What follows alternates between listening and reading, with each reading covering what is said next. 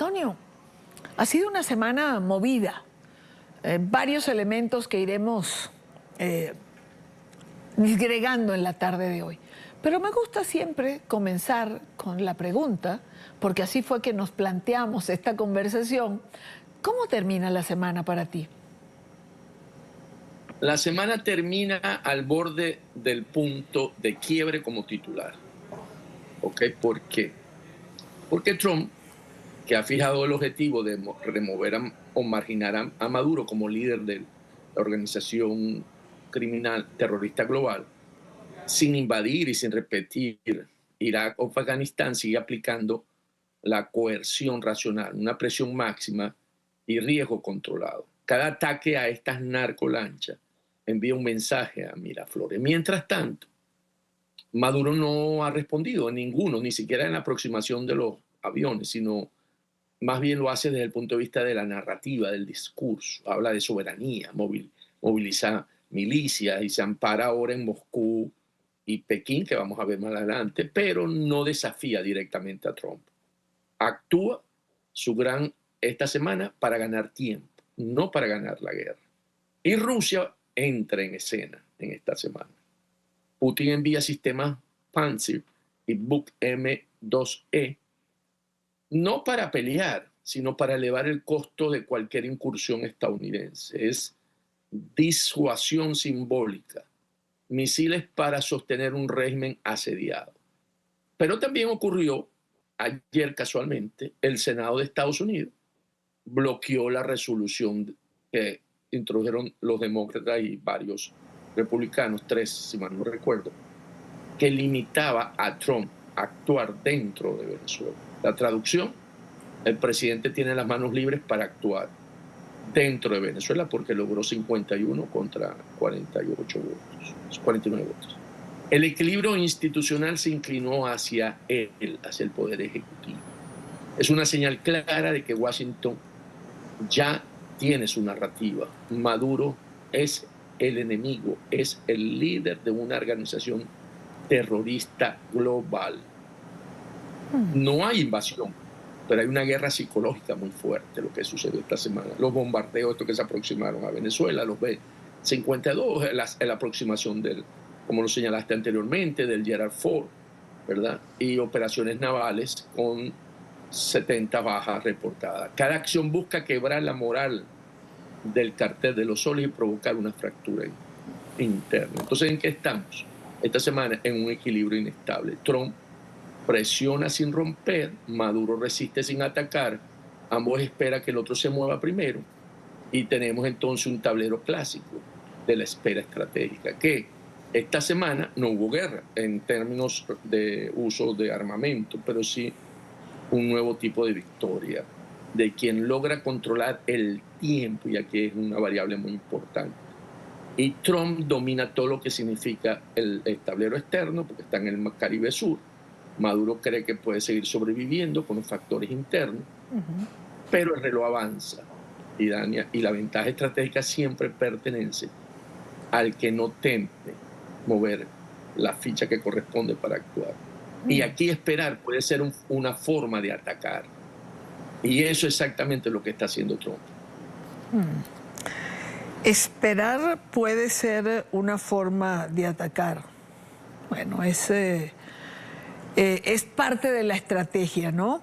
Ahora, Antonio, dejas varias cosas sobre la mesa.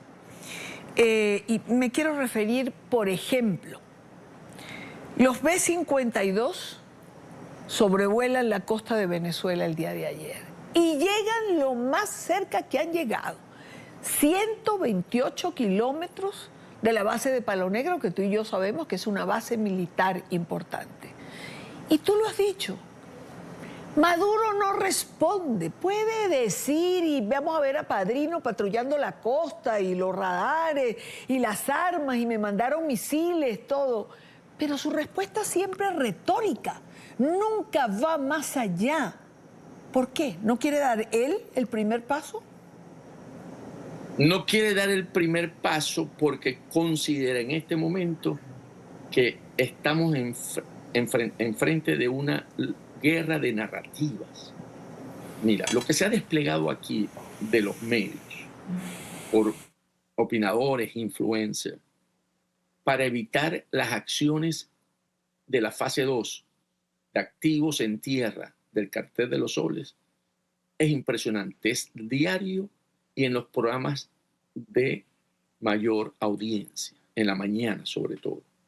Hemos visto hasta a Farid Zakarías dando declaraciones que no debe haber acciones dentro de tierra, en el territorio venezolano, porque saben que es el punto de quiebre. Entonces, lo que estamos viendo en este momento por el lado de aquellos que de alguna manera quieren evitar o quieren limitar las acciones del presidente Trump para que no actúe dentro de Venezuela, porque eso le daría que las Fuerzas Armadas tendrían que definirse, y todo lo que se escucha es que es el momento donde tomarían la decisión de terminar con, cuando digo terminar, es esta relación que hay hoy de miedo dentro de los cuadros militares, que son los llamados a tomar la decisión de que esto llegó a su final. Entonces yo creo que por eso no actúa, esperando a ver si esas acciones,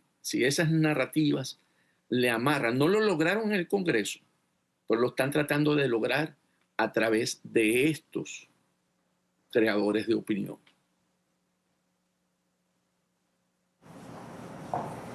Esto por una parte.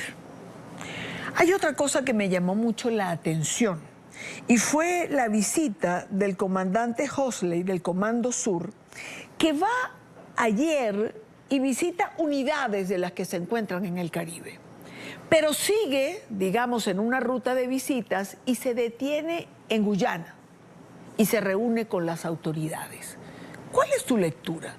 Porque sabemos la diferencia, el litigio entre Guyana y Venezuela, pero también la actitud de Venezuela de ir a la frontera, de amenazar a Guyana como lo ha hecho en los últimos tiempos.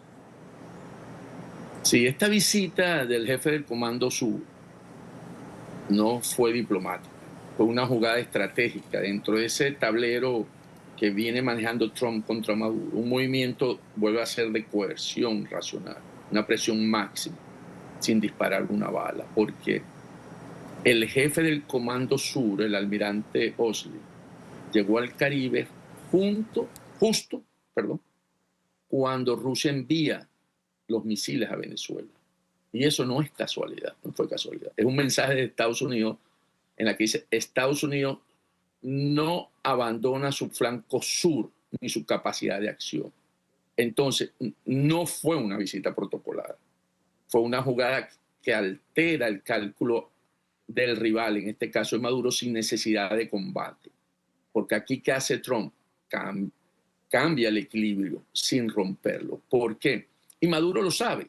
Por eso recurre al guión que lo dijiste, de soberanía, resistencia, antiimperialismo, pero no moviliza ni tropa ni desafía directamente a Estados Unidos, porque su objetivo en este momento, el de Maduro, es sobrevivir al tiempo. Maduro ya perdió, Maduro lo sabe, y él está jugando a ver cómo sobrevive.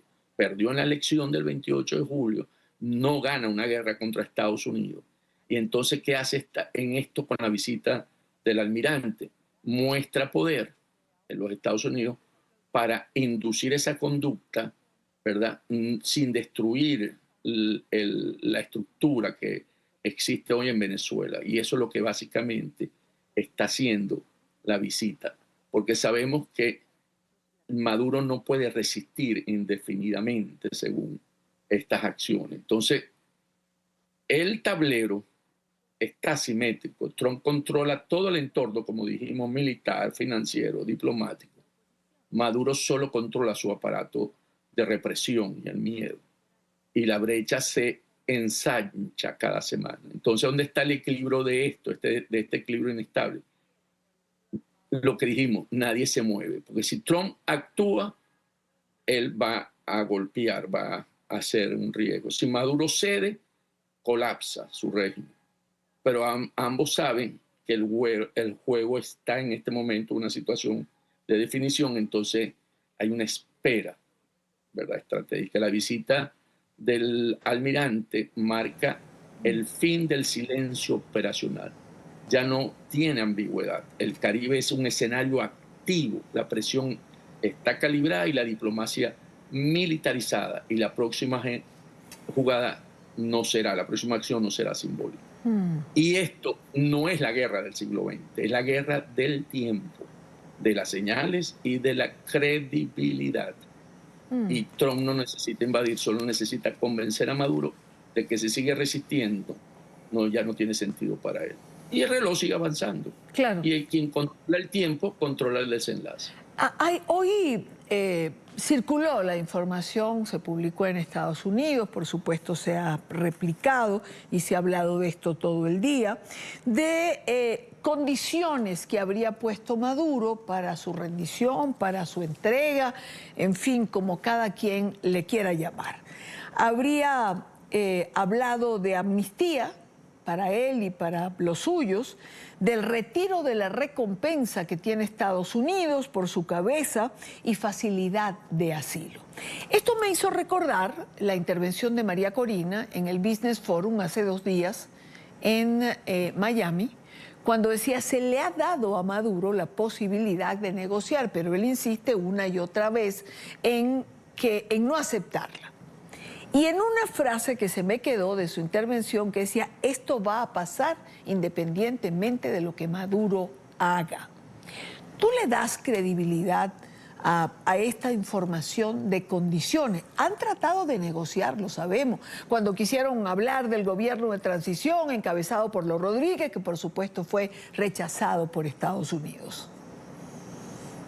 Yo creo que puedes tener un grado de certitud, o sea, porque andan buscando ante toda esta presión que tiene y que no tiene mañana, buscar si esta propuesta de máxima lista, por supuesto, donde pide, es la carta al niño Jesús, y donde plantea todo lo que necesita, ¿verdad? Le quiten las recompensas, le dejen los dineros, puedan estar donde quieran. Ok, y él y su grupo. Porque, ¿qué pasa?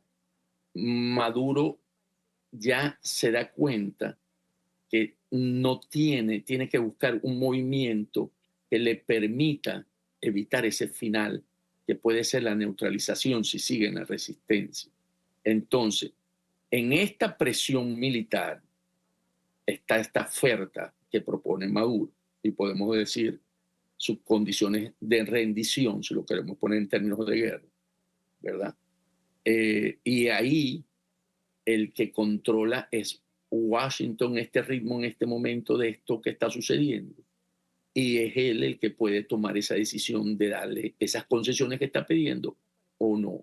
Yo creo, voy a pararme ahora como Antonio de la Cruz, no tiene nada que ver. Yo buscaría la solución de cómo darle una salida sin llegar a utilizar el poder militar. Si eso está planteado sobre la mesa, yo buscaría una vía, mostrando, por supuesto, no puede ser como ha hecho en lo anterior, que pedía una salida a oxígeno, pues le daban oxígeno y no cumplía, pero ante todo con unas condiciones muy claras en las que él tendría que mostrar que realmente sí quiere esto. No darle antes, porque ya no mostró en el pasado que le daba condiciones para creer en él y nunca cumplió. No, él tiene que mostrarla y demostrar que sí es cierto y después conseguir lo que está buscando. Antonio, cerremos con una pregunta. ¿Qué decir a la impaciencia? ¿Qué decir a todos los que se levantan un día y dicen aquí no va a pasar nada, siempre lo mismo, nos vamos a quedar? Entendible, porque también yo me he levantado un día y digo lo mismo, aquí no ocurre nada, pero cuando te pones a ver ocurre mucho, porque toda esta movilización pues algún sentido tiene que tener. Pero ¿qué decir a la impaciencia? Hubo algo que dije en la anterior, que dije, el que controla el tiempo controla el desenlace. Si nosotros empezamos a ver todas esas señales, como dice, empezamos a ver lo que es lo que está ocurriendo y es lo que va a pasar. Vamos a controlar también el desenlace. No directamente, pero sí internamente. No directamente en los efectos sobre Maduro y eso, pero sí internamente. Y estar preparado, como siempre lo hemos dicho, para que cuando llegue el momento y María Corina tome las decisiones que tenga que tomar y conduzca esta lucha a la salida, a la calle, a la protesta, todos estemos preparados, porque ella va a dar esa señal con toda seguridad. Bien sea una vez que se logre, ¿verdad?, la fase 2 y empiecen todas las Fuerzas Armadas a actuar en favor de lo que ocurrió el 28 de julio de 2024. Y entonces tendría que moverse la parte cívica también. Yo creo que allí hemos logrado el objetivo de la libertad y la democracia en Venezuela. Exactamente 40 años, el grupo guerrillero M-19 perpetró una acción terrorista en el Palacio de Justicia en Bogotá. Este ataque brutal, financiado en parte por el narcotráfico según la Comisión de la Verdad, derivó en una masacre que dejó cicatrices imborrables en la institucionalidad judicial y en la sociedad colombiana. 4 décadas después, mientras las víctimas luchan por verdad, justicia y reparación, exmiembros del M-19 ocupan importantes cargos en el Estado colombiano. El más emblemático, Gustavo Petro, quien integró esa guerrilla en los años 70 y 80 y hoy ejerce como presidente de la República. Veamos.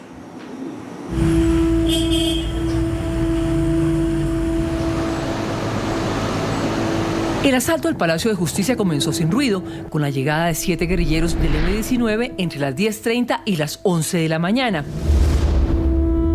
Iban de civil y armados, pero la máquina detectora de la entrada había sido retirada pocos días antes. Hacia las 11:30, 2 vehículos con 28 guerrilleros irrumpieron en el parqueadero con acceso por la carrera 8ª. Abrieron fuego de manera indiscriminada, asesinaron a 2 vigilantes y fueron enfrentados por escoltas de los magistrados. El plan para recuperar el Palacio de Justicia fue ordenado desde la Brigada 13 y tuvo un movimiento inicial del batallón Guardia Presidencial. Antes de la 1:30 de la tarde entró por la puerta del sótano el primer tanque, un Urutu con 9 militares que además fue escudo para el ingreso de 14 soldados del Guardia Presidencial. Hacia las 2 de la tarde un tanque Cascabel derribó la puerta de la entrada principal del Palacio de Justicia. Entró seguido de otro tanque y al poco rato por esa misma puerta ingresaron otros 2. De ahí hasta las 10 de la noche continuaron entrando por el frente y por el sótano. Los guerrilleros, de ver que el ejército no paraba de disparar, y entonces lo que hacen es utilizar a los magistrados como carne de cañón y protegerse con los magistrados. Uno de los rehenes era el presidente de la Corte, Alfonso Reyes Echandía, quien después de varios intentos por comunicarse con el presidente de la República, habló a través de la radio para lanzar la súplica que nadie en el gobierno atendió. Que el presidente de la República dé finalmente la orden de que cese el fuego. Inmediatamente. En las horas finales, unas 60 personas fueron llevadas a un baño de 20 metros cuadrados entre el segundo y tercer piso, que se convirtió en el último lugar de resistencia de los asaltantes. Cuando se vieron perdidos, los guerrilleros atendieron las súplicas y dejaron salir a las mujeres y después a los heridos, luego a los otros rehenes, pero intentaron poner a los magistrados Horacio Montoya Gil y Manuel Gaona Cruz y a un abogado como escudos. Hacia la 1:30 de la tarde de aquel 7 de noviembre, ya la operación final del ejército, conocida como Operación Rastrillo, estaba llegando a su fin con la ocupación del baño que fue el último infierno del asalto al Palacio de Justicia. Lo que ustedes acaban de ver es parte de un especial que ha hecho nuestra cadena aliada en Colombia, Noticias RCN, y cuyos principales autores son los 2 colegas periodistas que nos acompañan el día de hoy, Alejandro Callejas y Nancy Velasco. De hecho, la cronología que vieron es una versión ajustada a este espacio, porque realmente, Nancy, la cronología dura 12, 14 minutos, ¿no? Sí, el lunes festivo emitimos la original, que es de 12 minutos. Y aún esa es corta para contar todo lo que hay que contar sobre el asalto. Yo no la llamo toma, asalto al Palacio de Justicia. Yo quisiera empezar por ahí. Ustedes hicieron un trabajo impresionante en cabeza de Alejandro Callejas en esos especiales que hace Noticias RCN. Y a mí me queda la sensación, o quisiera preguntarles a ustedes, ¿qué les queda hoy en día con ese trabajo periodístico, 40 años después, más claro de lo que tenían antes en la formación periodística? Sí. Las dudas que tal vez algunos de los colombianos, cuando empezamos a hacer el mundo del periodismo, nos quedan de hechos como el del Palacio de Justicia. ¿Se les aclararon las dudas o les quedaron más lagunas, más vacíos? Nancy y luego Alejo.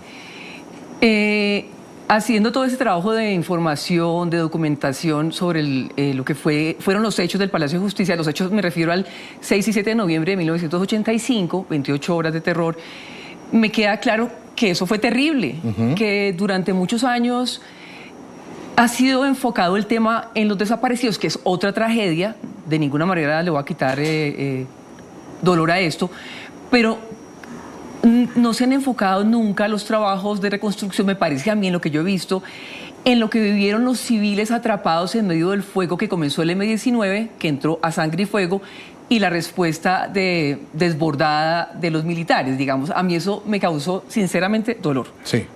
Mirar el material que tenemos aquí en Noticias RCN, pues en el Archivo General del Canal, leer el informe de la Comisión de la Verdad, leer esos testimonios es muy duro.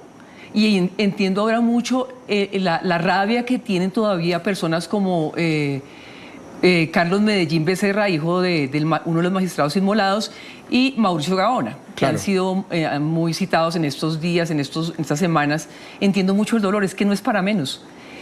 Y digamos también me impresiona mucho, eso no lo alcanzamos a poner en el informe, por ejemplo, que el M-19, eso está dicho por la Comisión de la Verdad, entró con la certeza de que iban a tener como una especie de, comillas, victoria, comillas, comparada a la que tuvieron cuando se tomaron la Embajada de la República Dominicana. Sí. Es decir, eso está argumentado con testimonios. Tal vez pensaron que iba a ser lo mismo. Sí, de hecho, un magistrado de los que habla en el informe que hicimos, él dice que entrevistó a una pareja de guerrilleros, porque el M-19 entró en pareja, eso es una estrategia que tenían, y uno de ellos, que perdió a su compañera ahí, le decía al magistrado o a los magistrados que le duele mucho haber permitido haberla dejado entrar, pero que ella, cuando entró la guerrillera, le decía: tranquilo, esto va a ser vamos a salir como en la toma de la embajada, no pasa nada, todo va a estar bien.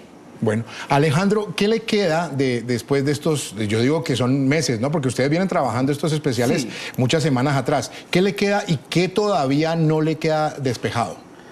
Yo llegué, obviamente nosotros somos de una generación que nos tocó la toma como niños, un poco entrando a la pubertad, y llegué al periodismo. Mi primer informe fue en el 2000 de Palacio, es decir, llevábamos 15 años, y la gente le decía a uno: otra vez Palacio, y yo creo que cada vez que uno hace Palacio, o la semana entrante que se nos viene Armero, ya 40 años también, siempre termina uno descubriendo algo nuevo. Algo nuevo, exactamente. Y es que esto fue tan brutal, pero sobre todo tan confuso, en una época en la que las investigaciones, los métodos forenses de investigación no eran los mismos que tenemos hoy, los métodos de comunicar la noticia, los derechos humanos se entendían de otra forma.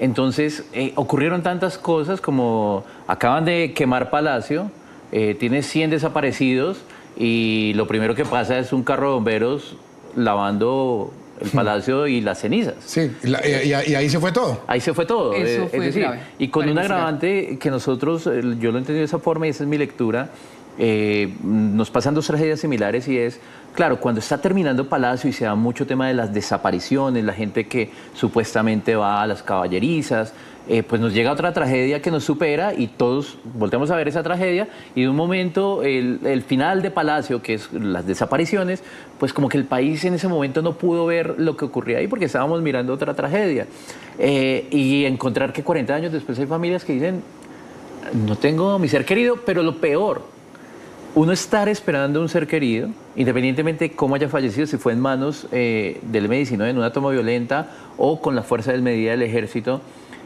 Hemos tenido casos recientes en los que te dicen: ven, los restos que te entregamos de tu ser querido no eran los tuyos, qué pena, son de otra persona. Y entonces, claro, se escuadran otra vez las cuentas, encontraron el de la familia X y se perdió el de la familia Y. Es decir, para ustedes, después de este trabajo periodístico, después de estas semanas y meses de investigación, la historia todavía no tiene un punto final. Esa historia... Hay cosas por aclarar. Hay mucho todavía por esclarecer, ¿verdad? Mira, un simple dato.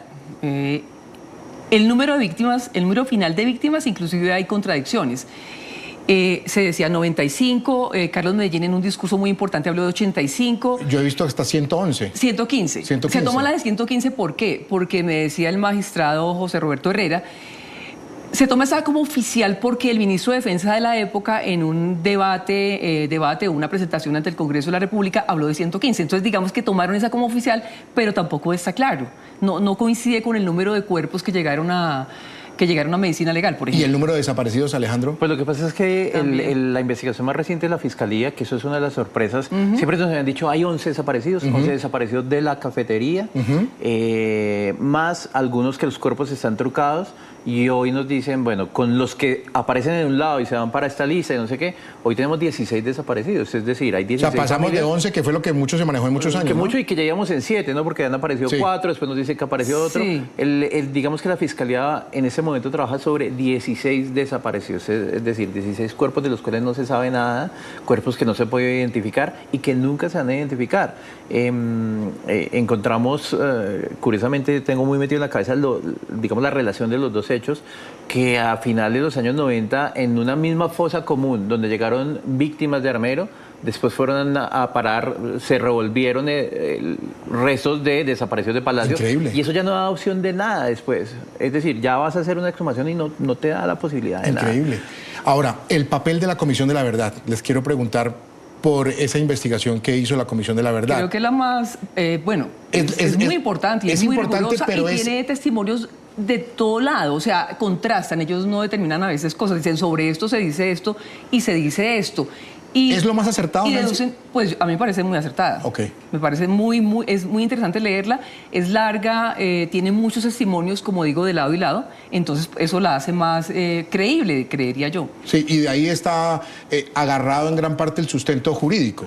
El sustento jurídico está Sí, no, ahí. ellos también se agarran de investigaciones de juzgados, digamos, también citan.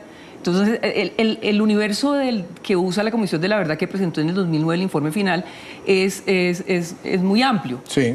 Pero sí creo que también ha servido de sustento para otras decisiones. Es que hay una cifra por ahí que se me quedó en la cabeza, que son 15.000 folios de investigación. 15.000 folios a lo de largo de investigación. 40 años, eso es una locura. Pero sí creo que fue un trabajo juicioso el de la Comisión de la Verdad, que termina dictaminando 3 cosas básicas que las hemos sabido, pero que alguien tenía que decirlas. Sí.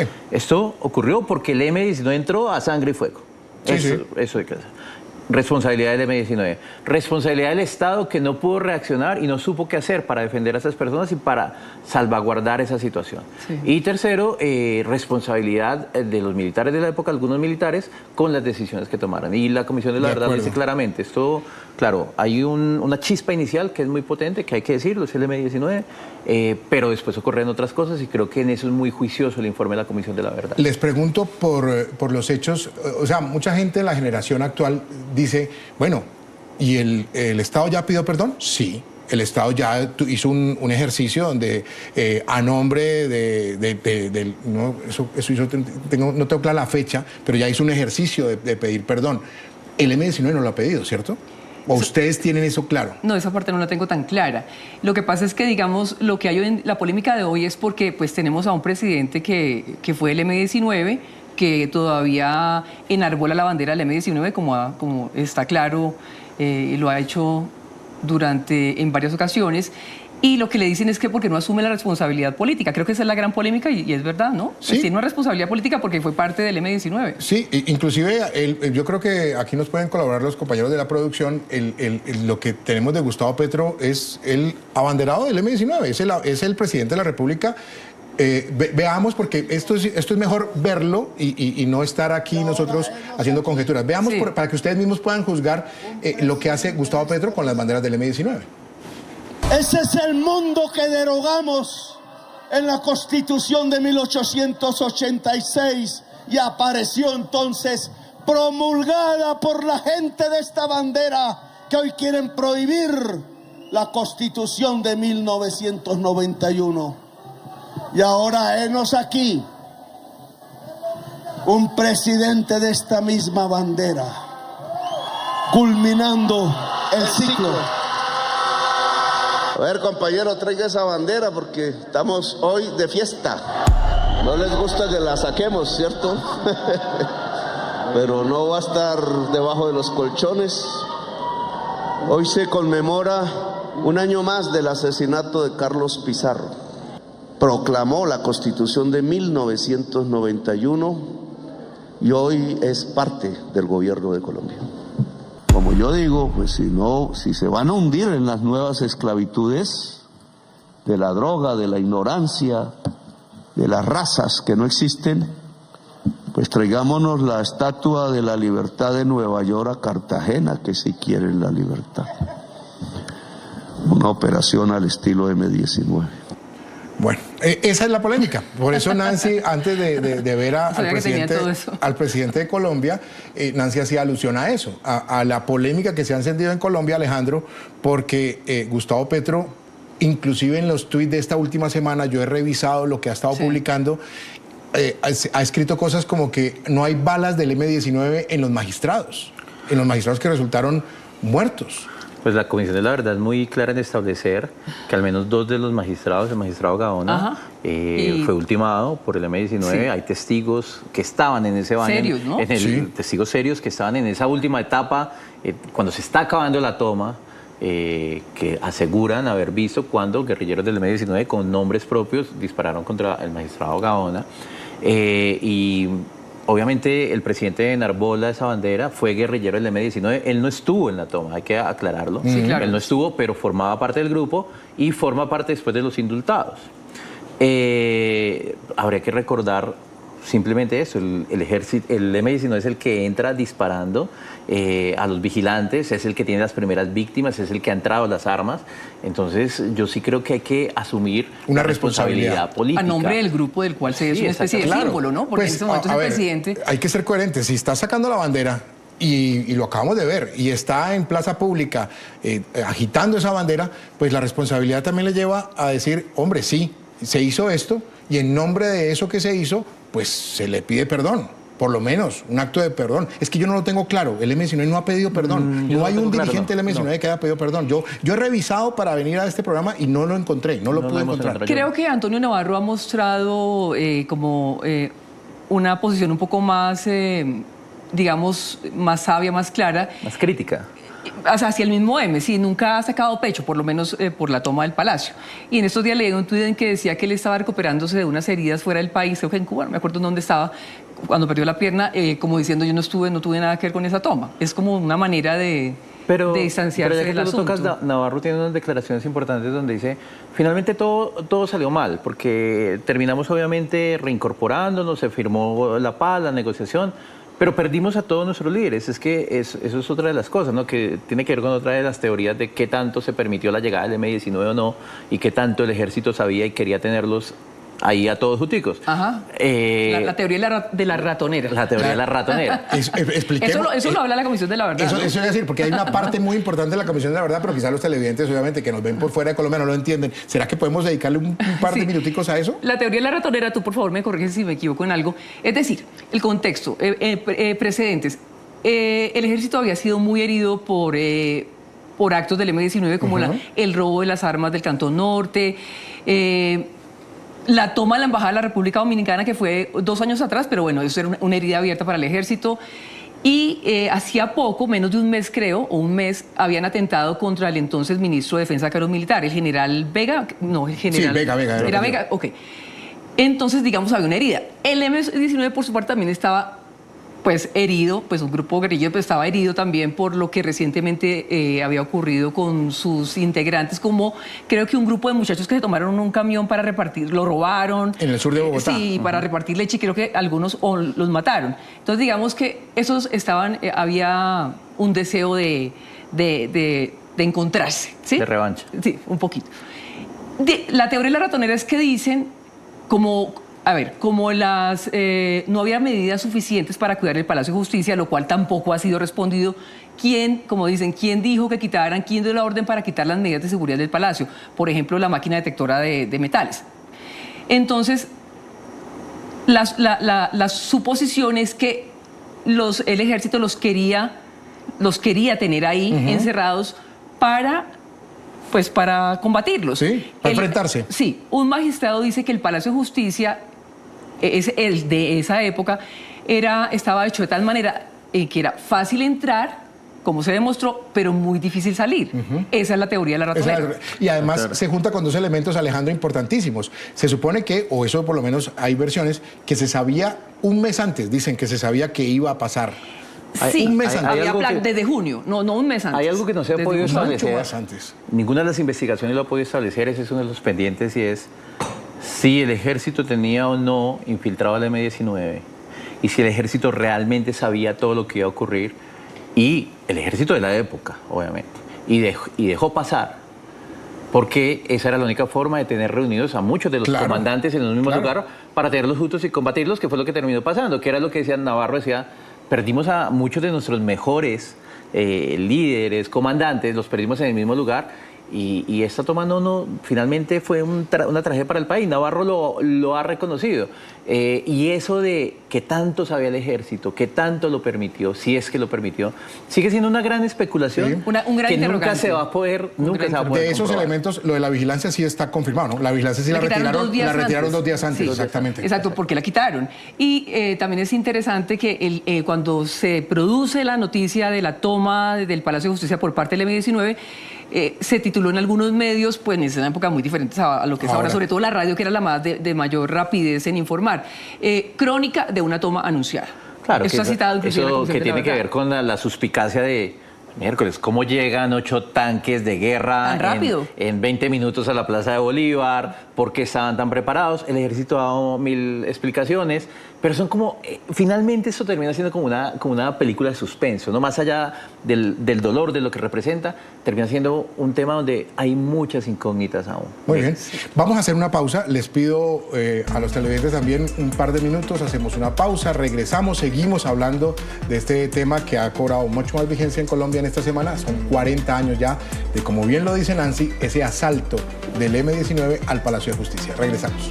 Seguimos en Club de Prensa. Hoy estamos hablando de los 40 años del asalto, como bien dice nuestra colega Nancy Velasco, del asalto del M-19 al Palacio de Justicia en Bogotá, Colombia, año 1985. Es importante para los televidentes hablar un poco del contexto que vivía el país en esa época, en el año 85, la década de los 80 en total, la década de los 90, un tema de narcotráfico muy marcado en el país.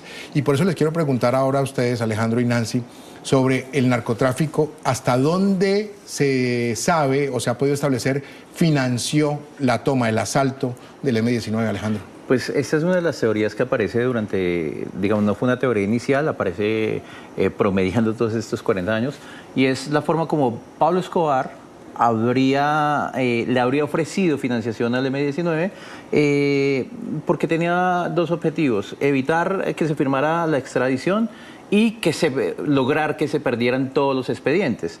Y esto tiene conexión con otro evento también de esos mitos de Palacio, es cómo se produjo el fuego en Palacio, que terminó quemando todo entre ellos. Los archivos se quemaron. Todos los archivos se quemaron.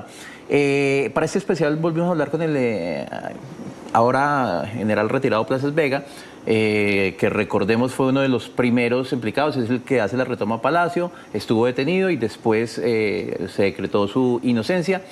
Y él nos dice: Pablo Escobar había ofrecido un dinero por tomárselo y asesinar a los magistrados, y un dinero adicional si quemaban los archivos. El magistrado Gaona, en ese momento integrante de la Sala Constitucional, estaba debatiendo y había trabajado durante muchos años. Tenía una ponencia, al parecer, ¿no? La ponencia para mantener la extradición. Para mantener la extradición y para mantenerla firme. Siempre se ha dicho eso, siempre se ha dicho que el poder de Pablo Escobar pudo tener mucho que ver en cómo un grupo que era fuerte, que era espectacular, pero que necesitaba una inyección económica para lograr lo que logró. Siempre se ha tenido esa relación o esa suspicacia de que Pablo Escobar financió el golpe y Nancy, pues, inclusive Nancy lo alcanzaron, sí, inclusive ahora hasta cifras. Yo por ahí he leído que se habla hasta de $1 millón de la época. Bueno, ahorita le digo lo de los dólares, porque es que Petro después habló de eso cuando era congresista. Pero es muy llamativo cómo hasta el último día, pues hasta la última semana, previa a la defensa que iba a hacer el magistrado Gaona, Manuel Gaona, de la extradición, Él y su familia eran víctimas constantes de amenazas de Pablo Escobar. Sí. Terribles. O sea, el hijo, hoy el doctor Mauricio Gaona dice que, en la entrevista que nos da, dice que ellos vivían corriendo, tenían que salir en la madrugada porque Pablo Escobar, con todos sus recursos del narcotráfico, de matones y demás, los perseguía. Y era porque él defendía de manera muy valiente la Constitución, iba a mantener la extradición. Entonces, digamos, pues es como, no hay que atar demasiados cabos para entender que es muy posible que haya tenido algo que ver, porque como están en esa amenaza con el magistrado y justo se produce la toma de la embajada, perdón, la toma del Palacio de Justicia, el asalto al Palacio de Justicia. Pero hay algo más reciente, pues más reciente, hace ya bastantes años, pero más reciente, y es que Popeye, cuando el tristemente célebre sicario Popeye del cartel de Medellín decide contar un montón de supuestas verdades, él habla de eso. Él dice que Pablo Escobar le dio, creo que es donde dice lo del millón de dólares sí, al M-19. No recuerdo la cifra, pero sí habla de mucho dinero en dólares al M-19. En esa época recuerdo que, y está en el archivo de Noticias RCN, de estos dos canales, una entrevista que le hacen a Petro, al hoy presidente, como congresista, y él dice, mire, si eso hubiera sido verdad, ¿ustedes creen que el M-19 hubiera entrado con un armamento como tan pobre para esa cantidad de dinero? Habrían tenido un armamento, habrían comprado un armamento mucho más poderoso para enfrentar a lo que se venía.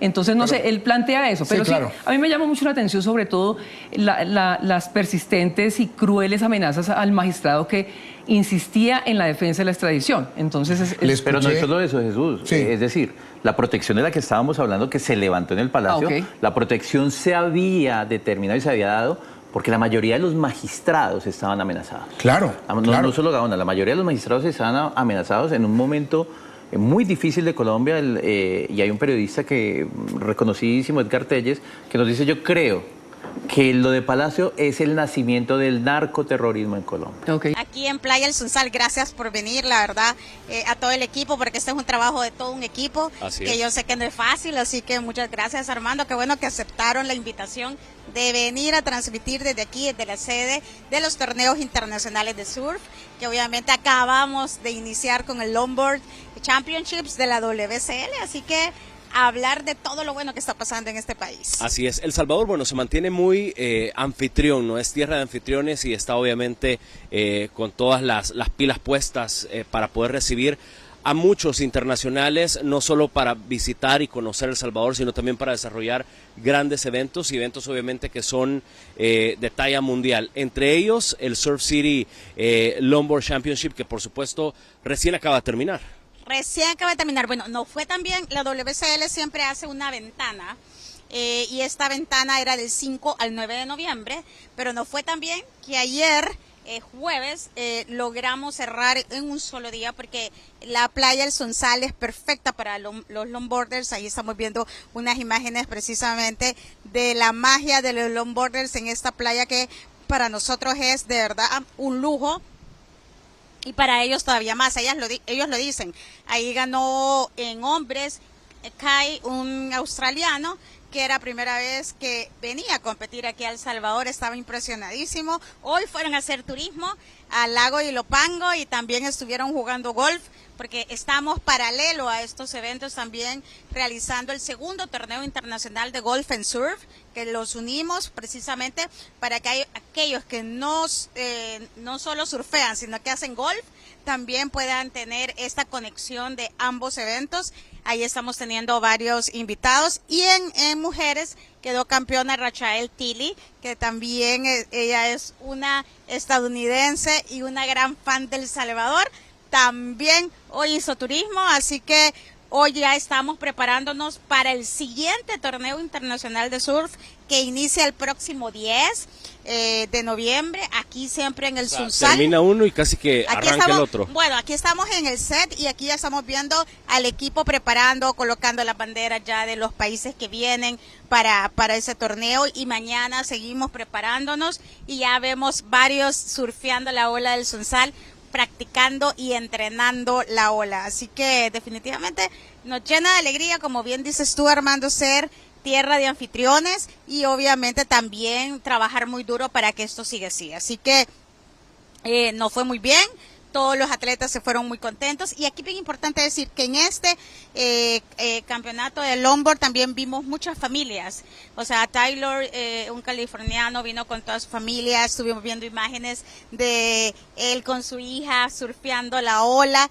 También otros surfistas trajeron a sus hijos. O sea, es primera vez que ya estamos viendo este efecto de la seguridad, obviamente alcanzada por el gobierno del presidente Bukele y por el liderazgo del presidente, en donde vienen los atletas a la competencia, pero vienen con sus familias e incluso con sus niños pequeñitos. Entonces, de verdad, es un gusto poder atenderlos, y estos 2 torneos internacionales que estamos haciendo en estas 2 semanas de noviembre está consolidando precisamente a Playa El Sunsal como uno de los mejores destinos para ser precisamente sede de eventos de talla mundial de surf. Ahora bien, el Surf City Longboard Championship, así como otros eventos que se están desarrollando aquí en El Salvador, y el próximo, por supuesto, que viene a venir, sin duda es una vitrina y una oportunidad para fortalecer la economía local. Aquí, y usted misma lo ha dicho en otros espacios, aquí no solo se mueve los hoteles, los restaurantes, los tour operadores, es decir, toda una cadena alrededor que se mueve. Pero ¿qué representa este tipo de eventos para la economía local como tal? Bueno, importante decir que nosotros hoy precisamente en la Asamblea Legislativa presentábamos el presupuesto 2026 y dábamos datos. A octubre de este año hemos recibido 3.2 millones de visitantes ya, es decir, ya nos estamos acercando a la meta de este año, que son 4 millones de visitantes. Estamos calculando que se están generando alrededor de más de 340,000 empleos entre directos e indirectos a raíz una cifra bastante grande, a raíz de claro. este ingreso de divisas que estamos teniendo gracias al crecimiento del turismo, sobre todo de Estados Unidos, de Guatemala y de Honduras y de otros países que están viniendo. Con esos torneos de surf estamos viendo también un crecimiento, por ejemplo, de países europeos como España, también Alemania. El torneo de golf teníamos también alemanes, gente que viene también de otros continentes como Australia. Estamos viendo también ese interés por conocer El Salvador, y obviamente también Estados Unidos, que es uno de nuestros mercados más importantes a la hora de ingreso de visitantes, pero también de ingreso de divisas a El Salvador, y que genera empleo. Y una cosa súper importante que estamos haciendo precisamente con esos torneos internacionales de surf es que estamos trabajando con las comunidades. Obviamente es un paso a paso, porque ahora lo que nos pasa es que hay más demanda, pero entonces esa demanda es diferente a lo que nos venía antes. Entonces nos tenemos que preparar, nos tenemos que formalizar, tenemos que hacer varios pasos, y yo entiendo, y nosotros el equipo también entendemos que muchas veces no es el cambio que yo quisiera quizás de lo que vengo acostumbrado a hacer, pero entonces son parte de las cosas. Así que yo le digo a todo el equipo que tengamos mucha paciencia para poder ir insertando a las comunidades precisamente a este ecosistema de tejido social productivo a la hora de precisamente tener ese tipo de eventos. Y te cuento que luego que terminamos el paddleboard aquí en El Sunsal, nos vamos por primera vez. Soy súper emocionada y ojalá que nos acompañes. Por ahí vamos a estar. Nos vamos a Punta Mango, ya estamos casi listos. Hoy varios de los surfistas, como terminamos antes de la ventana, se fueron a Punta Mango a surfear, estaban súper contentos. Mira, bueno, de hecho, atrás a nuestras espaldas tenemos precisamente a surfistas que acaban recién de entrenar la ola. Increíble, increíble. Sí. Y ¿sabes qué es lo que pasa? Eso tiene que ver con la seguridad. Antes en esta zona era imposible pensar eso, porque aquí era súper insegura la playa, pero ahora todos ya se cruzan la playa, ahora que tenés playa porque ya va cambiando la marea y obviamente también toda la geografía que tenemos aquí en Playa El Sunsal. Así que definitivamente estamos muy contentos de eso. Así que nos vamos a Punta Mango. No quiero dejar de cerrar esa idea. Así que vamos a estar ahí del 17 al 22 de noviembre y ahí nos quedamos para el Carnaval de San Miguel, Armando. De un solo, ya enlazados. Sé que están trabajando un montón para ese Carnaval de San Miguel, desde Canal 10 y obviamente de todas las instituciones del gobierno del presidente Bukele, para que sea un éxito, sobre todo porque es un evento que nuestra querida diáspora, sobre todo de Oriente, quiere, añora y lo espera todo el año. Ministra, tengo una duda. Hemos visto que en los últimos años los torneos de surf han venido obviamente incrementando, ¿no? Y El Salvador continúa posicionándose.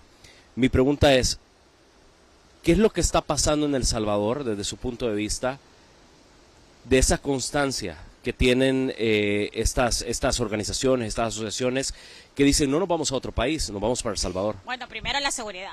La seguridad es clave para nosotros, para que los organismos internacionales, las organizaciones internacionales decidan venir, obviamente, a hacer un evento aquí a El Salvador.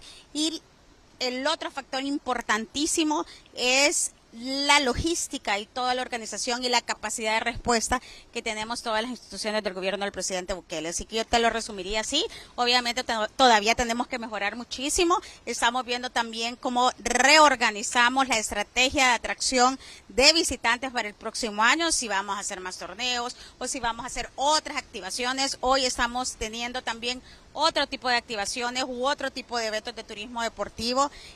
Vemos que, por ejemplo, mañana se juega el partido de fútbol de las leyendas. Que está muy esperado por los salvadoreños. Que, por cierto, aquí nos vino a visitar Iker Casillas. Bueno, de hecho, quiero contarles a los salvadoreños, porque ustedes no vieron en las redes sociales, pero la ministra fue casi que la anfitriona precisamente aquí en Surf City. Yo no sabía que me iba a ser tan famosa, porque todo el mundo preguntándome, etcétera, pero la verdad, súper noble persona, una calidad de persona. Es que es una leyenda. Y la verdad que me decían, estoy impresionado de lo que ha hecho El Salvador, porque antes jamás me imaginaba venir de vacaciones. Entonces él se vino un poquito antes y aprovechó venir a las playas, quería conocer Surf City, quería conocer qué es lo que hacíamos en cuanto a los torneos de surf. Le estuvimos explicando precisamente que todo el andamiaje que hacemos, y la verdad que súper contento, estaba impresionado. Eso es lo que le iba a preguntar. ¿Cuál fue la primera impresión, digamos, de Iker Casillas cuando Bueno, se impresionó de ver que todo está cronometrado, con una gran logística, o sea, porque generalmente cuando sos deportista te concentras en tu categoría, y en este caso que él es fútbol, pero no se imaginó que ya el surf ya consiguió este alto profesionalismo, y sobre todo que recordemos que el surf ahora también es olímpico. Entonces iba bastante impresionado y muy agradecido, y también nosotros muy agradecidos que él hoy lo dijo precisamente en la conferencia de prensa, que es increíble cómo el cambio de El Salvador se ha logrado y cómo ahora todo el mundo está hablando bien del Salvador. Entonces, ministra, estamos hablando que terminó se viene otro, y además va a estar Surf City Alas Global Tour del 17 al 22 de noviembre en Punta Mango. Así es, entonces ahí los esperamos. Todos los torneos de surf, también estamos haciendo actividades paralelas. Quiero contarles que para este próximo torneo de surf de paddleboard vamos a tener clases de surf gratis, vamos a tener clases de yoga, clases de jiu-jitsu, vamos a tener algo que lo vi y le dije al equipo, yo quiero, vamos a elevar piscuchas gigantes, así que por favor estén pendientes de todas nuestras redes sociales en Surf City y en El Salvador Travel, y vean todas las actividades que son completamente gratis. Hoy Surf City lo lanzó, también yo les colaboré en Instagram para dar toda la programación. Hay que inscribirse, son completamente gratis, pero vaya rápido a inscribirse, porque por ejemplo mañana en el marco de el onboard tenemos una carrera de entre runners que se llenó en media hora, así que mañana vamos a tener desde el Playa El Tunco, justamente desde la placita central del Tunco, saliendo a las 6 de la mañana, a varios corredores que están ansiosos por hacer eso. Es que es increíble todas las cosas que con la seguridad te da. Claro, exactamente, claro. Las ganas de hacer deporte, te da también como inscribirte, hacer cosas en familia, ocio, recreación, deporte, que tiene que ver también con la salud y el bienestar de cada uno de nosotros. El Banco de América Latina, CAF, también con el Banco Mundial. El Banco Mundial acaba de visitarnos ahí en Punta Roca, en Surf City 1, en donde estamos viendo un programa específico para el fortalecimiento del talento humano de varios sectores, y el sector turístico está siendo uno de los principales. Así que definitivamente estamos trabajando de la mano con estos organismos multilaterales, que yo sé que cada día escuchamos más operaciones de préstamo, escuchamos más cooperación. También estamos trabajando, por ejemplo, con el Fondo Mundial de Población, en donde estamos trabajando un código de conducta para todo el sector productivo, llámese hoteles, restaurantes, para prevenir el tráfico de personas, y también estamos trabajando con el programa de las Naciones Unidas para el Desarrollo para capacitar a las diferentes generaciones, abuela, mamá e hijas, en el tema de digitalización, porque es otra de las cosas que necesitamos trabajar muchísimo. Estamos trabajando con el Programa Mundial de Alimentos también para el tema de GastroLab, que son laboratorios gastronómicos en La Libertad, en La Unión, en San Miguel y en Santa Ana. Es decir, estamos trabajando con todos para poder fortalecer infraestructura turística pública que atrae inversión privada, recurso humano, y capacitar y empoderar al tejido social productivo. Entonces, esto es bien importante decirlo, porque atrás de Surf City hay toda una estrategia aquí que se conecta con nuestras montañas, con nuestros pueblos de la Ruta de las Flores. Antes que me reclames tú también. Sí, somos de Occidente. Somos de Occidente, yo sé. Y ahí están varios de Occidente viéndonos, también conectando con nuestros cafés, con nuestro cacao, que está en diferentes zonas de El Salvador. Hoy en la asamblea nos decían de Chalatenango, y estamos trabajando muchísimo con, por ejemplo, con agroturismo en la parte norte de Chalatenango, y obviamente otros destinos turísticos que los conectamos, que tiene que ver con wellness, también tiene que ver con salud y bienestar, con el turismo médico, etcétera. Entonces, de verdad, estamos haciendo algo que nos priorizamos, sobre todo desde la base, que es la infraestructura turística pública, y no solo en esta zona de La Libertad. Eso es bien importante decir. Bueno, ya vamos a hablar de la Costa del Sol, lo que acabamos de que quedó hermoso. Exactamente, y entonces todo lo que significa eso alrededor de un centro turístico o de un parque turístico como la Costa del Sol. Ayer hablábamos y tuve la oportunidad de entrevistar a Santiago Caprio, que es una de las personas que también materializa la visión que tiene el presidente precisamente con el proyecto de Surf City, y nos hablaba y nos decía que Surf City 2, por ejemplo, va a respetar mucho la identidad, va a respetar mucho la humanidad de la gente, va a respetar la esencia de cómo se vive en el oriente del país. Y él nos decía también que esto también va muy en sintonía con el tema de lo que la primera dama está impulsando, que es ser un país family friendly. Sí, esta es otra de las estrategias que estamos haciendo, la estrategia family friendly. Quiero de verdad agradecer, pero sobre todo felicitar a la primera dama, Gabriela de Bukele, que justo el año pasado, en diciembre del año pasado, que vino No Turismo, lo primero que me llamó y me dijo: necesitamos trabajar un sello, un distintivo family friendly aquí en El Salvador y dar el ejemplo. Y bueno, menos de un año después estamos haciéndolo. Ya tenemos varios sitios públicos family friendly, y obviamente todos nuestros sitios turísticos, culturales y naturales, varios ya lo son, y estamos trabajando para que también los privados puedan lograr ese distintivo. Así que de verdad súper contenta, orgullosa de este esfuerzo que tiene la primera dama, y decir que también nosotros este mes de noviembre vamos a ser sede de la segunda conferencia de mujeres líderes del sector turístico. Del 24 al 26 de noviembre aquí en El Salvador vamos a tener más de 300 mujeres líderes de toda la región y de otros países del mundo, en donde vamos a estar abordando temas que tienen que ver con el empoderamiento económico de las mujeres del sector en todos sus rubros: alimentación, alojamiento, transporte turístico, guías turísticos, tour operadores, sitios recreativos, turísticos y culturales. O sea, viene demasiado cargado en noviembre, ministro. No, noviembre yo les digo que me tengo que multiplicar, porque todo es todos los días con eventos. Bueno, hoy precisamente, como te digo, tenemos este torneo de surf, ya viene el otro, paralelo este fin de semana tenemos el torneo de golf, tenemos el torneo de pesca que inicia justamente este próximo domingo en la Costa del Sol. En donde también ya estamos viendo un gran movimiento en toda esa zona.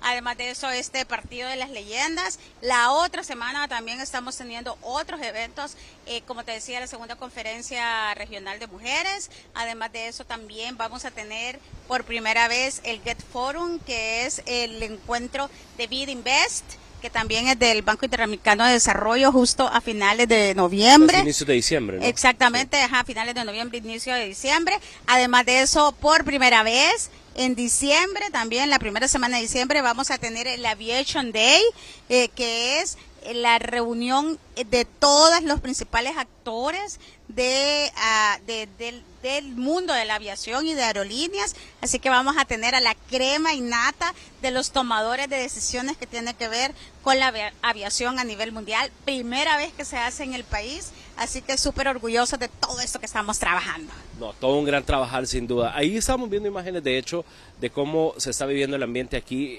Así veo, hay hasta fuegos artificiales. Ah, no, claro, hay hasta fuegos artificiales, las me playas parece que iluminadas. es porque tú veniste, Armando, y todo el equipo de Canal 10. Yo creo que es porque la entrevista se está transmitiendo desde acá, entonces creo que quizás por eso. Yo creo que usted lo planificó. Mira, qué increíble, porque es que eso es lo que pasa cuando tenés seguridad. Claro. Cuando tenés seguridad, entonces todos quieren venir a hacer los eventos aquí. Ahora hablábamos, por ejemplo, que el próximo año vamos a tener una reunión de wedding planners, porque todos están eligiendo venir a hacer sus bodas aquí, y ahora hay todo un ritual de la boda, Sí, porque cierto. se hacen las despedidas de solteras, Hay despedidas de muchas despedidas solteros. solteras que se están viniendo para acá, es cierto. Hay mucho turismo de mujeres Y antes, solas. digamos, hace años lo típico era irse a Cancún, irse Exacto. a otros lados de México, pero obviamente por el tema de la seguridad de México creo que mucha gente también Así está es. planeando venirse incluso hasta de luna de miel. Así es, entonces esto es importantísimo decirlo, cómo la seguridad te da a ti también ese detonador para poder hacer que no solo vengan a hacer eventos, sino que reuniones familiares, reuniones de amigos, las vacaciones soñadas, etcétera. Así que definitivamente El Salvador ha cambiado y se ha transformado. Ayer nos decía Iker y el manager y las personas que lo acompañaban, o sea, que ellos jamás se imaginaron que El Salvador era así, ¿verdad? Y que definitivamente se ve la valentía del presidente Bukele a la hora de tomar decisiones y de combatir la inseguridad. Mire, y sigue. O sea, Y esto es una sigue gran la pólvora, fiesta. sigue la pólvora aquí en el Sunsal, en Surf City, y ahí de verdad nuestro equipo creativo que está volando las playas de Surf City está presenciando estas imágenes. Así de hermoso Así de es hermoso. las playas de nuestro país de noche, ministra. Un aprendizaje y de toda una sensibilización y educación cultural, ¿verdad? Entonces, es parte de todo esto que estamos trabajando. Me comentaba Eni, no sé si te contó, que habíamos recibido más de 3,000 personas. Sí, me lo comentó. Me dijo. Más de 3,000 personas el primer fin de semana, y este fin de semana ya está lleno. Entonces... Ya no hay cabañas. Ya no, y es increíble cómo las personas están demandando más servicios turísticos de primer nivel como este que tenemos en la Costa del Sol. ¿Cuál fue el concepto, ministra? La presidenta del ISTU me hablaba y me decía que se busca precisamente darle una mejor calidad a todos los visitantes con un concepto completamente diferente. Pero ¿qué respeta? ¿Cuál es la visión, el concepto, obviamente, de este tipo de establecimientos? Bueno, lo primero es el respeto socio-medioambiental. Decirte que aquí hemos buscado nosotros gente de la comunidad para que pueda trabajar precisamente en este sitio. También ese es otro gran aprendizaje que estamos haciendo. No es fácil porque también la gente... A ver, es como que no se la cree que puede tener esa oportunidad precisamente de trabajo cerca de su casa, cerca de la comunidad, que tiene que formalizarse, que tiene que pasar por ciertas pruebas. Es decir, el concepto de tener un lugar así es, primero, darle el mejor servicio y la mejor infraestructura a la población salvadoreña. Pero el principal objetivo es darle oportunidades de empleo a las personas de las comunidades que están cerca de estos destinos turísticos. No, y eso marca también un antes y un después para la economía local. Así es el derrame, ¿verdad? Más de 100 empleos entre directos e indirectos solo en el sitio recreativo, y mira aquí las familias contentas. O sea, es que nos lo merecemos, ¿sabes? Entonces es parte de esa creernos la que nos lo merecemos, pero obviamente ser limpios, ser educados, ser también cumplir reglas, cumplir requisitos, que es parte también de tener un buen sitio turístico y que este pueda ser sostenible en el tiempo. Ahora bien, ministra, esta es la primera fase, la primera parte que estamos viendo en pantalla. ¿También se va a intervenir el estero? Así es, eso justamente lo comentaba también Eni en la presentación del presupuesto que hicimos ahora en la Asamblea, que viene la segunda fase, que es la parte del estero de Jaltepeque, en donde también ya se tiene un diseño y obviamente también va a darle otra mirada al estero de parte del ISTU ahí en la Costa del Sol. Ahora bien, vemos policías, vemos seguridad, que obviamente es parte también del atractivo. Vemos también que la gente respeta mucho el tema de el vestuario en la piscina. Vemos Tenemos que también, había que aprender un montón. Claro, Ajá, claro. Este es un poquito a poquito, un pasito Es un a cambio pasito. cultural, ¿no? Exactamente. Y el tema de la limpieza. Y el tema de cuidar a los niños, a los adultos. Recordemos que los sitios de recreativos del ISTU son cero alcohol. Eso ayuda, pero Eso también... le quería preguntar, porque hay mucha gente que de pronto va a decir, bueno, ¿y será, ministra, que puedo llevar ahí mis cervecitas? No, porque es cero alcohol precisamente para que esto sea una recreación familiar, de ocio, sano. Es parte también del aprendizaje cultural, del aprendizaje cultural que estamos haciendo también en todos nuestros sitios recreativos. Bueno, eso es parte de las inversiones precisamente del gobierno que realiza para todos los salvadoreños. Pero también hay inversiones privadas. ¿Cómo se está moviendo la inversión turística, ministra? ¿Cómo ha avanzado en este año? Bueno, esta es parte también de todo un esfuerzo que estamos haciendo toda la cartera de turismo, pero también en conjunto con INVES, Ministerio de Relaciones Exteriores, Ministerio de Economía, en donde estamos fortaleciendo a los empresarios turísticos, tanto a los chiquitos como a los medianos, como a los grandes, porque la idea es poder abrir la oferta turística que tenemos en cuanto a infraestructura de establecimientos privados, que es tan importante para que tengamos más competencia en hoteles, en restaurantes, en guiados turísticos, en tour operadores, en transporte turístico, y es parte también de lo que estamos trabajando. OPANS y la DOT, que son las dos instituciones claves para esto que estamos trabajando. Nos reporta que hay hay un aumento de más del 100% en interés de establecimiento de inversiones, no solo en Centro Histórico, por ejemplo, sino que también aquí en Surf City 1, Surf City 2, en toda la zona costero marina, en los pueblos, en la zona norte de Chalatenango, en la zona norte de Morazán, en el occidente y en el oriente del país. Así que sí estamos trabajando de la mano con todos y con una sola visión, que es el tema de la sostenibilidad medioambiental, pero también la sostenibilidad socio-medioambiental. Voy a insistir en esto, en incluir a las comunidades en todo este proceso, en todo el tema participativo y comunitario, que es uno de los grandes retos que tenemos en territorio. Ministra, hay una de las ventajas que yo siempre digo que tiene el gobierno del presidente Nayib Bukele, y es que existe una bancada en la Asamblea Legislativa que lo respalda. Existe una bancada en la Asamblea Legislativa que avala toda la visión que él tiene, y que sin esa bancada difícilmente se pudieran tener estos proyectos que de pronto se están viendo acá. Así es, bueno, hoy lo veíamos en la Asamblea precisamente, y lo decían varios diputados de la bancada de Nuevas Ideas, que decía, bueno, nosotros aquí vamos a apoyar todos aquellos proyectos de gobierno central que beneficie a la población. Nos decían varios diputados también de otros partidos que también les interesa ver cómo puede llegar ese derrame económico del sector turístico precisamente a sus departamentos y a sus municipios, viendo ya la nueva reorganización que tenemos en todo el territorio nacional. Y mencionaba precisamente lo de la bancada porque hay que recordar que gracias a la bancada y a la visión del presidente, iniciativa del presidente, se han aprobado incentivos fiscales. Así es. Y facilidades legales para atraer ese capital extranjero para que se quede aquí en El Salvador. Así es, bueno, y el centro histórico es prueba de ello, ¿verdad? Por eso es que estamos viendo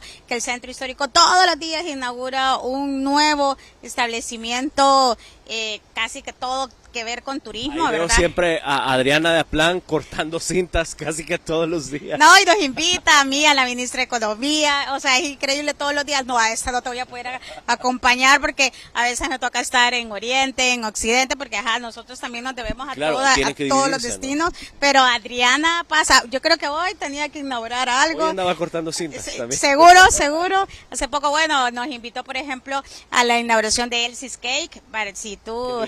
Sí, exacto, aquí ya nos dio hambre, ya es hora de la cena. Hora de la noche ya merita. Tenemos café, tenemos té, pero hace falta obviamente el pan dulce. Así es. Y además, hace poco también otro restaurante mexicano que se está inaugurando, también servicios bancarios se están inaugurando o sea, es que lo que pasa es que apartamentos, va creciendo, va creciendo hoteles. Y va a haber hoteles de primer nivel también en el centro histórico. Ya hay uno, pero van a seguir surgiendo más. Y de verdad se viene. La ministra sabe ya los hoteles y todo, pero no nos quiere contar todavía. Yo casi decía el nombre, yo no puedo. No, totalmente, pero es parte de esa transformación que está teniendo El Salvador. y yo creo que es bien importante decirlo, cuando llega un nuevo hotel, cuando llega un nuevo restaurante, cuando llega una nueva empresa, así es empleo. Es cambio de vida para muchos dinamismo salvadoreños. económico, y eso es lo que estamos buscando.